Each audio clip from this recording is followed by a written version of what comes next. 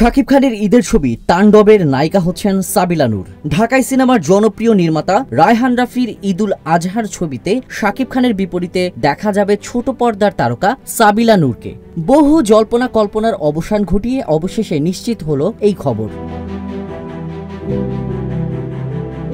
এর আগে ২৬শে মার্চ একটি সংবাদ মাধ্যমে প্রথম খবর প্রকাশ হয় সাবিলা নূরকে ঘিরে, কিন্তু তখন প্রযোজনা প্রতিষ্ঠান আলফা ISVF বাংলাদেশ বিষয়টি অস্বীকার করেছিল। পরে ৯ এপ্রিল আবার জানানো হয় নায়িকা নির্বাচন নিয়ে জটিলতায় আটকে গেছে শুটিং। অবশেষে ফাঁস হওয়া একটি ভিডিও ফুটেজে স্পষ্ট হয় শাকিবের সঙ্গে অভিনয় করছেন সাবিলা নূর, আর এটাই হবে বড় পর্দায় সাবিলা নূরের অভিষেক। জানা গেছে তাণ্ডব সিনেমার গল্প আবর্তিত হবে একটি টেলিভিশন চ্যানেলে হামলার ঘটনা ঘিরে। বিশেষ একটি চরিত্রে থাকছেন জয়া আহসান এবং শরীফুল রাজকেও দেখা যেতে পারে মাত্র ৪০ সেকেন্ডের একটি ক্যামিওতে। রায়হান রাফি নিজেই লিখেছেন গল্প, আর চিত্রনাট্য করেছেন আদনান আবিদ খানের সঙ্গে যৌথভাবে। কোরবানির ঈদেই প্রেক্ষাগৃহে আসবে তাণ্ডব।